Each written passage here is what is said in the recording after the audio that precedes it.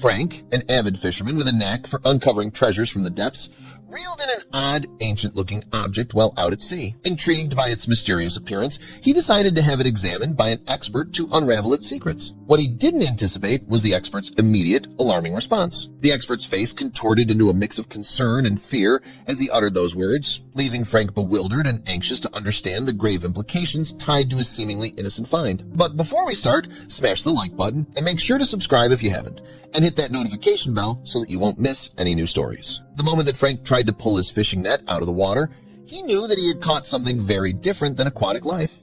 This was much heavier than any sea creature he had ever encountered, and when he finally managed to get the net to the surface and saw a giant metal object appear, his first instinct was to dive for cover.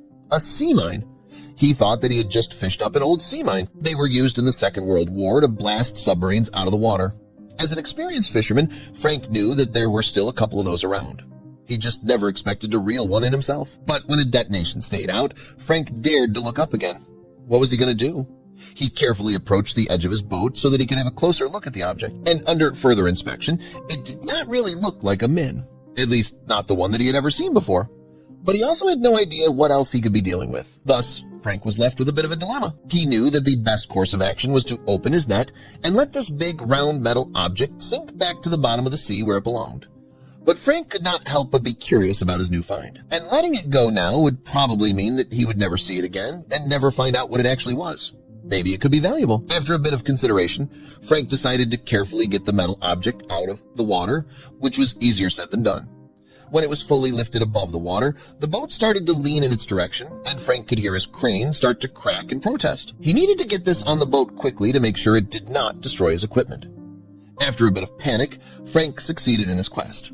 The metal ball was on his boat and nothing had broken down. Yet there was still a small chance that he was dealing with a bomb. And even though it was stable now, if he were to hit rough seas anytime soon, then who knows what could possibly go wrong. Frank wanted to get to land as quickly as possible, but he was nowhere close to home at that time. He had set out on a 3-week fishing trip and was a week of sailing away from his safe, familiar shores. But luckily, there was land nearby. It was a place that Frank had only seen on the map, but had never been before. He did not like going to a new country on his own, but he felt like he did not really have a choice in this situation. He needed to get his metal, find a land, and fast. Maybe there was somebody there who knew what he was dealing with. He found this a lot closer to those locals' homes than to his own, and so Frank started to head for nearby land. After a couple hours of carefully sailing the calm waters, Frank finally arrived at a small harbor. People were immediately giving him strange looks, as they did not see boats like this here often. They wanted to know what Frank came here to do. But then they saw what he was carrying on his boat, and they started to frantically discuss in their native tongue. Frank had no idea what they were saying, but he was deadly curious. He kept asking them what they were talking about, but they basically ignored him, at least until he tried to get off his boat. They were very quick to forbid that. They were not about to let him leave. They first wanted to bring somebody here to look at the metal ball. Frank asked again why they wanted this and what they thought this metal ball was. But the only answer he got was that he would find out in due time. For now, he would have to wait, but luckily, the locals did want him to work comfortably, and so they brought him some fresh food and water. The expert would arrive the next day, he was told. Now, all Frank could do for the time being was wait. And he had to wait alongside the mysterious object he had fished out of the sea. Of course, he was going to spend this time trying to inspect it and learn more about it. But this metal ball was not about to give up its secrets that easily. Frank was left absolutely clueless by the object. There were 3 small holes in the object surrounded by big metal nail heads. He could not use the holes to see inside. Even when he used his flashlight, he could only see that they were not too deep, but they were also not perfectly cylinder. All the holes had different patterns inside, but Frank had no idea what those could be for. But there was one thing he found that made Frank really excited, and that was that there was a thin line running all around the metal ball. Frank was convinced that this was where the object could be opened, exposing its secrets inside. He speculated that the holes were the key to opening it, and those suspicions would soon be confirmed. The coastal breeze carried whispers of anticipation as the islanders gathered at the dock to welcome Dr. Rosalinda, a respected anthropologist renowned for deciphering ancient mysteries. The villagers, led by their chief, introduced her to Frank, the fisherman behind the remarkable discovery. As Dr. Rosalinda approached the sphere, her curiosity was evident. She studied its details carefully, noting the fine seams and intricate design. Her trained eye recognized that the seams weren't decorative. They served a purpose. Driven by curiosity, Dr. Rosalinda felt compelled to explore further. She soon shared an old island legend tied to the object known as the Sphere of Truth. It was believed to preserve the wisdom of ancient ancestors. This revelation stirred wonder among the villagers, adding a sacred layer to the object's significance. She explained how the artifact embodied the island's culture and endurance. It wasn't just an object. It symbolized unity, connecting generations through belief and tradition. Frank and the villagers began to realize the magnitude of their find. As the sun began to set, Frank faced a moral dilemma. Should they attempt to open the sphere, possibly disrupting something sacred? Dr. Rosalinda guided him through the ethical considerations, emphasizing the importance of preserving the island's heritage while pursuing truth. Eventually, a breakthrough came. The sphere could be opened, but only with specific pins designed to align with the holes.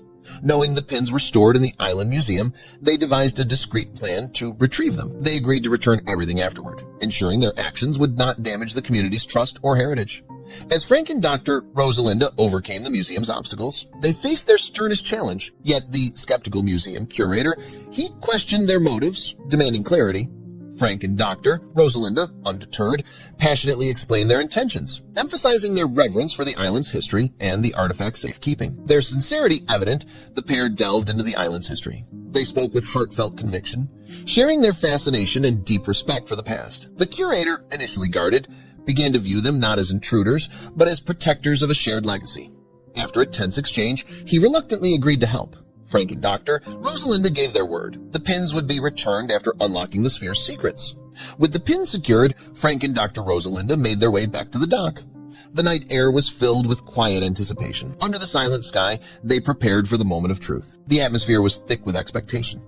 Guided by Rosalinda's expertise, Frank carefully aligned the pins with the intricate patterns inside the holes. Each step was deliberate, the sphere responding with faint clicks and vibration. The metal shell began to shift, revealing the secrets concealed within. The opening revealed a trove of ancient artifacts. Frank and Dr. Rosalinda stared in awe. Inside the sphere lay tools, documents, and ornaments, remnants of a lost civilization. Every piece offered a glimpse into lives long past. Their craftsmanship, a tribute to the island's forgotten history. The discovery confirmed the legends. The sphere truly was a vessel of truth. Dr. Rosalinda noticed a struggle. She spoke with calm conviction, urging him to honor their promise. After deep reflection, Frank made his decision. The artifacts would be returned. He stood firm in his choice, committing fully to preservation over profit. With renewed purpose, he and Dr. Rosalinda carefully packed the relics and set off toward the museum. With reverence, they returned the artifacts to the staff, ensuring they would be displayed and protected for future generations.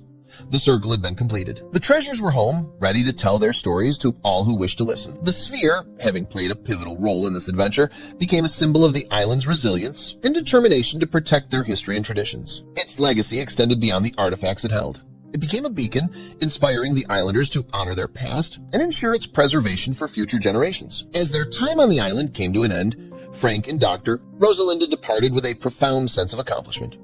They carried with them the gratitude of the islanders and the memory of a journey that had changed their perspectives forever. The island had etched itself into their hearts, guiding their future efforts to protect cultural heritage. Before they left, the community honored Frank with a finder fee, an expression of appreciation for his pivotal role in preserving their history. Moved by the gesture, Frank understood that true reward came not in wealth, but in the positive impact his actions had created.